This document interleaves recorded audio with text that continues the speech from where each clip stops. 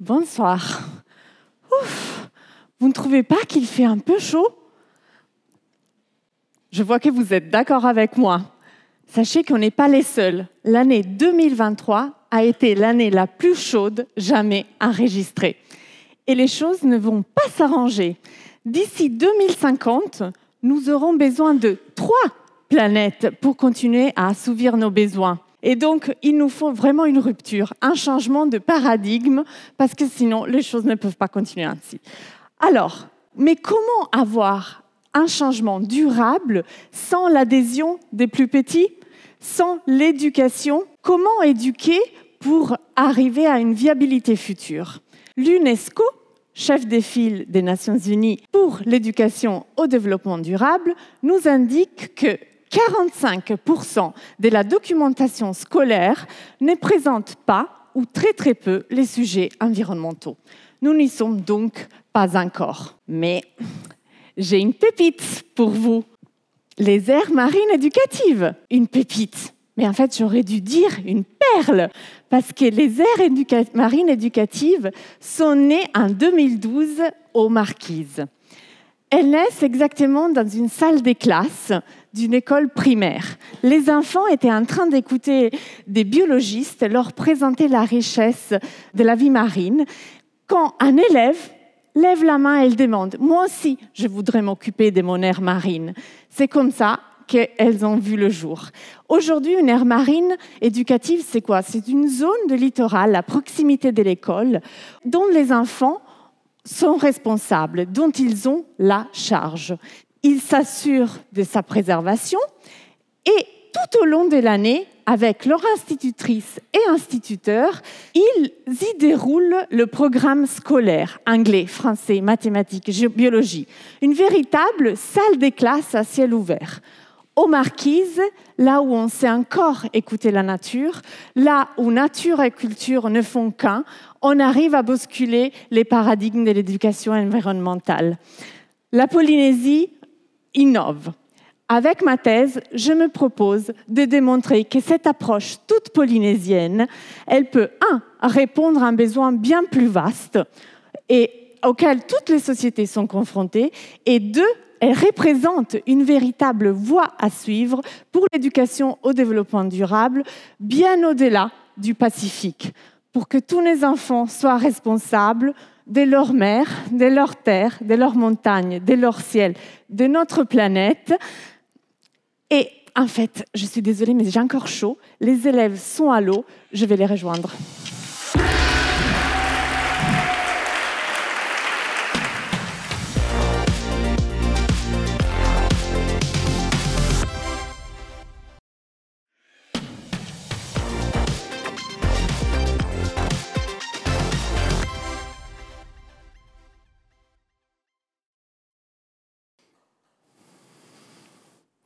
Cher public, bonsoir. Ce soir, je vous propose une expérience. Imaginez, vous êtes tous soignants, infirmiers, aides-soignants, kinés.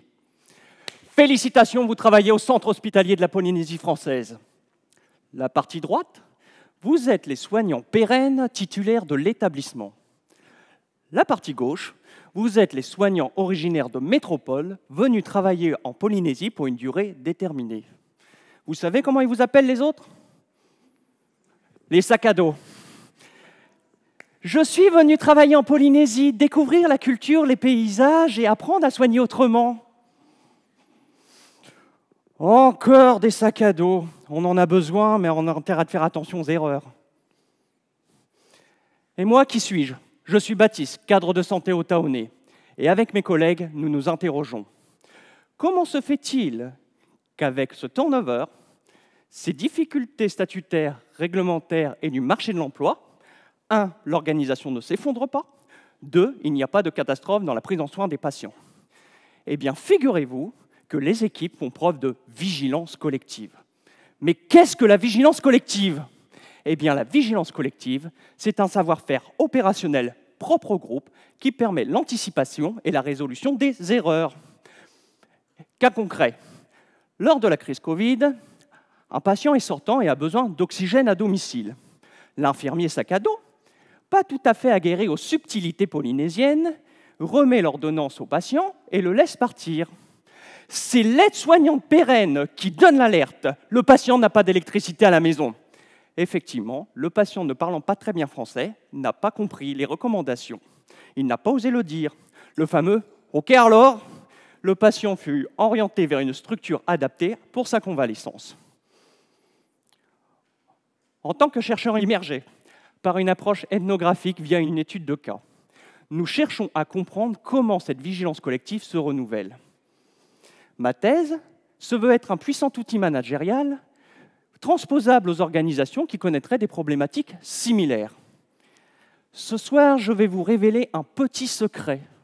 Figurez-vous que la vigilance collective se renouvelle là où on ne s'y attend pas, lorsque les soignants de toute horizon interagissent de façon informelle dans les espaces interstitiels des services, couloirs, terrasses, offices de repos.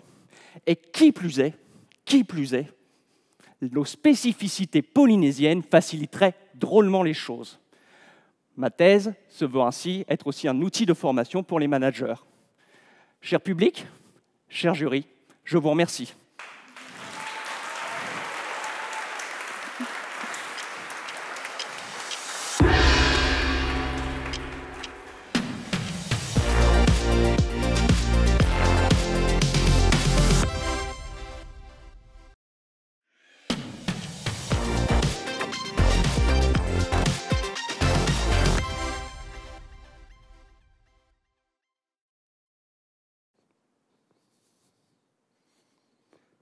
Bonsoir.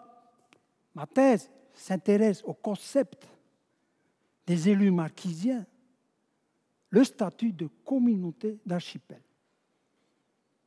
Et qu'est-ce qu'ils ont encore inventé, ces marquisiens? Quel statut? Apparemment, ce serait une collectivité particulière, un statut juridique, une autonomie administrative, un pouvoir d'adapter les textes de l'État et du pays, un pouvoir réglementaire sur les normes du pays. Pourront-ils l'assumer?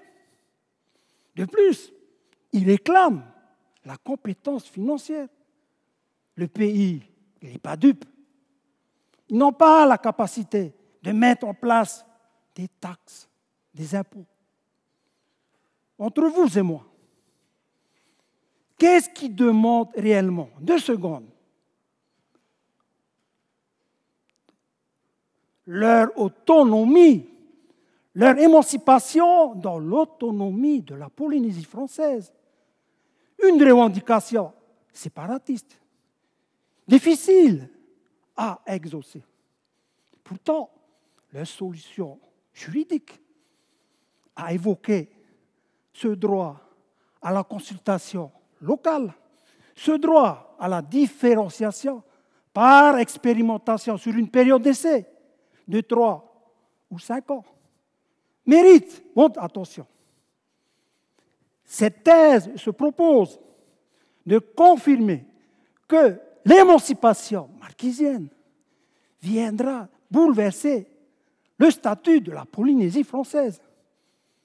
Mais, et oui, il y a un mais, le pays, l'État, refuse la séparation. L'unité polynésienne. Réflexion collective avec le pays. Si l'État et le pays refusent, on voudrait dire que les marquisiens n'ont pas accompli leur mission. Si le pays et l'État acceptent, l'archipel aura un statut juridique, aura un pouvoir de décision adapté à ses spécificités. Mais les marquises seront obligées d'accepter. Ils pourront se servir du statut de Saint-Barthélemy. Paul Gauguin l'a cité. Lucien Mitete l'a écrit. Jacques Brel l'a récité.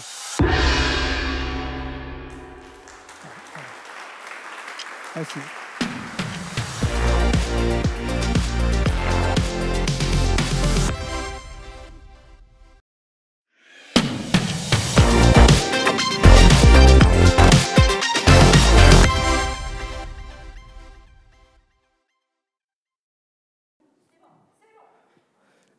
Bonsoir à tous et merci pour vos applaudissements.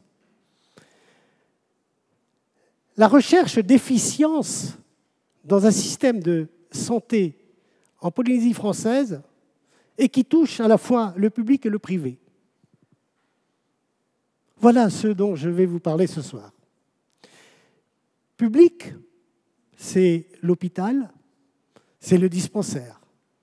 Privé, c'est des cliniques et tout ce qui existe en structure aval.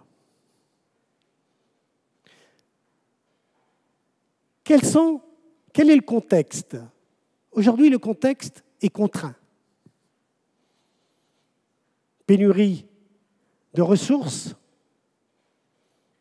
humaines, de ressources financières.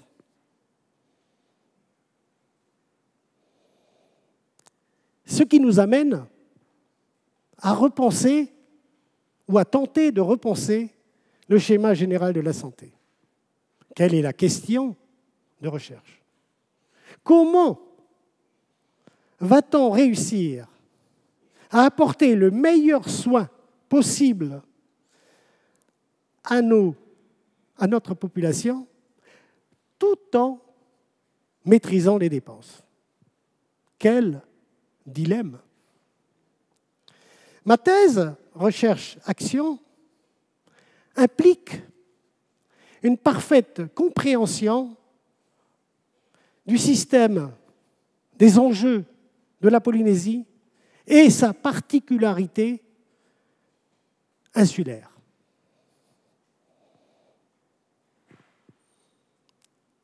Trois objectifs. La complémentarité, le partage de ressources, la mutualisation de ressources, la responsabilité du personnel soignant, des soignants. Ce PPP, partenariat public-privé, va se structurer autour d'un projet médical à l'image de la taille de la Polynésie. Ce projet médical sera ensuite décliné en projet d'établissement dédié à chaque structure.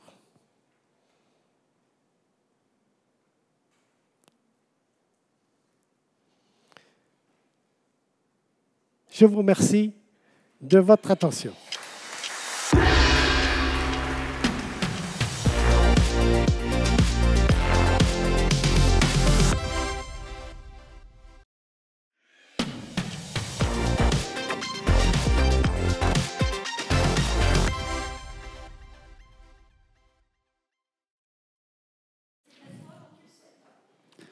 Bonjour, je viens vous parler de la terre. La terre qui peut être sacrée, nourricière, transmise, mais aussi accaparée, exploitée. La terre dont la possession peut être source de conflits, car notre rapport à la terre est complexe. Ma thèse est en lien avec la terre. C'est une thèse d'histoire qui s'appuiera sur des éléments de droit et d'anthropologie. Mais tout d'abord, pourquoi ce sujet?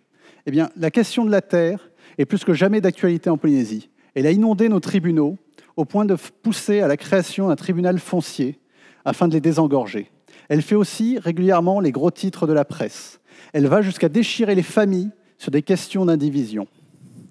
Tout d'abord, il nous faut définir deux termes essentiels du sujet, appropriation et expropriation. L'expropriation est le fait de l'État ou d'une collectivité territoriale qui se saisit d'une terre moyennant un dédommagement financier. Tandis que l'appropriation peut être le fait d'un particulier occupant illégitimement un bien. Sachant qu'en droit français, une occupation illégitime peut devenir légitime à condition de durer suffisamment longtemps. Mon sujet couvrira l'ensemble des archipels de la Polynésie, mais devra forcément se restreindre à un certain nombre d'îles choisies pour leur spécificité. Pour mes recherches, je m'appuierai en premier lieu sur les écrits des chercheurs m'ayant précédé, mais aussi sur les fonds d'archives du service du patrimoine archivistique et audiovisuel, et notamment sur le fonds du gouverneur dès que celui-ci sera de nouveau accessible, mais aussi sur les entretiens que je mène auprès du personnel de la direction des affaires foncières et des juges des tribunaux fonciers et forains. Mais quel est l'objectif ? Eh bien, il s'agira dans un premier temps de comprendre quel était le rapport des anciens Polynésiens à la terre, pour mieux voir comment celui-ci a pu évoluer au fil du temps, et notamment suite au contact avec le monde occidental et au phénomène de la colonisation. Mais aussi face à d'autres phénomènes, tels que la création d'étomités, la création d'un cadastre incomplet, ainsi que des nouveautés venues perturber la vie polynésienne, telles que la monnaie, le salariat et l'endettement, qui ont tous trois beaucoup contribué au phénomène d'appropriation.